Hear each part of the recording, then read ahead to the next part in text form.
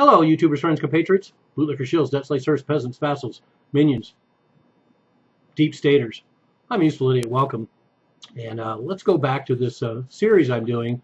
I believe this is the fourth part in a series that relates to global corporate governance and or what people used to call the New World Order. In this case, it's something that exists in the United States and has been very carefully managed to be out of the limelight. But people are becoming more aware of it because it's a term that's being used a lot more, and for the time being, it seems to be replacing discussions of a New World Order, and that's the idea of the deep state. So in the United States, we have this deep state, and apparently this deep state has been around for quite some time. One of the first quotes that I remember is, well, I don't remember, I have it written down here. It's right down there. And President Wilson, at the early 20th century in the United States, said that, quote, "We have come to be one of the worst ruled, one of the most completely controlled and dominated governments in the world, a government by the opinion and duress of a small group of dominant men," unquote. So the reason why I use that quote is because it encompasses well over the last 100 years that apparently this deep state has been in place. Although there's quotes by everyone from Andrew Jackson to Abraham Lincoln that also suggest that a form of deep state was involved in those days as well. And a lot of the deep state seems to revolve around the way the bankers and the central bankers, and particularly the Rothschilds, operated in the world, particularly in the United States and around the globe in the 18th and 19th centuries. But then we also have more modern speeches by John F. Kennedy warning of secret societies and small cabals, and then also the famous Eisenhower speech about the military-industrial complex, and once again a small group in cabal that controls things. So we have a lot of people trying to warn us about this and try and tell us about this, and then we have people talking about it in other respects without necessarily naming it. And it basically involves a convergence of the banks, the lobbyists, the defense contractors, government puppets, and think tanks. And I've done a number of videos on all those other players, and it's pretty easy to see all the connections and what this idea of the deep state is about. A government within a government. It keeps policies consistent. So if you can change administration after administration, you can change presidents, you can even change congressmen, but the overall policies of the deep state remain the same. And that's why, you know, as I've talked about so many times, you have these political parties, so-called different political parties, using social engineering issues like religion and abortion to keep themselves divided.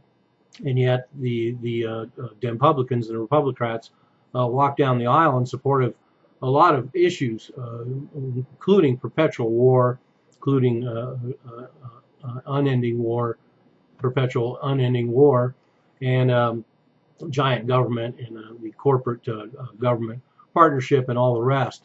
And it also reinforces the idea that, of course, that once again the president is just a puppet. He has handlers, and these policies are passed down. And that's one of the basic tenets of the idea of the deep state as well.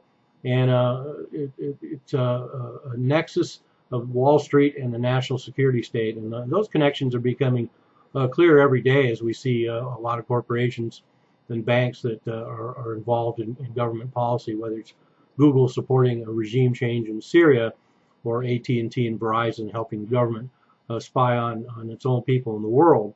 And it's also a confluence of elected and unelected officials. So we have a lot of bureaucrats, we have a lot of politicians, we have a lot of contractors that are all involved in one way or another in the deep state. And just like the other conspiracy theories, the New World Order or 9/11 or any conspiracy theory, once again, it's not necessarily that all the players involved in this deep state know what the big picture is. All they have to do is play their part, and the deep state can sustain and operate on its own. But one insider described the deep state as a, quote, hybrid of security and law enforcement agencies.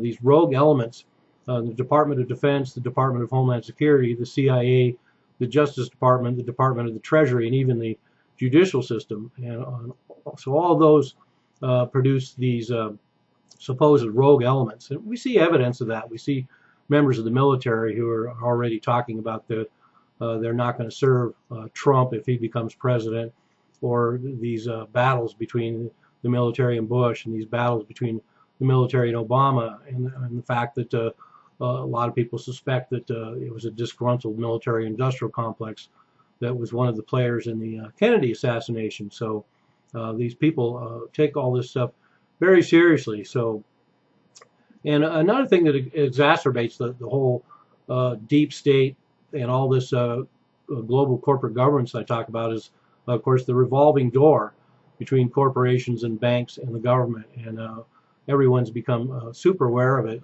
certainly over the last 10 years, that there's an immense amount going on, and therefore the lines between our government and the transnationals that run the world and the banks who finance everything, including war, they're all in it together. They're all part of one being, and it's about taking the world into a planet of deregulation, outsourcing, financialization, and low-level regional conflicts.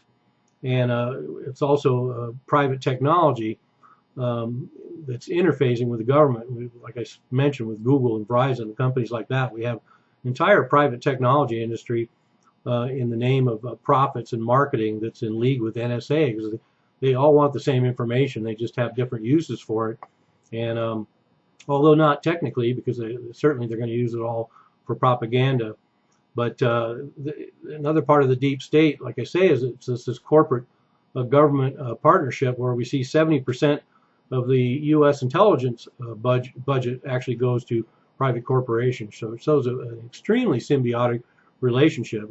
All these private contractors involved in supposed national security issues and even military issues. As I pointed out in my video about the U.S. military, we have a huge infusion of private contractors in every aspect of how the United States military is run, and this confluence of civilians and soldiers that's in our military is a whole another complex issue I may have to do a video about. But so there we go, just kind of an overview of another part of the picture of a new world order, global corporate governance, the corporate capture of the United States, and who's really who's the master and who's the slave. And so there it is, the deep state. Pretty deep.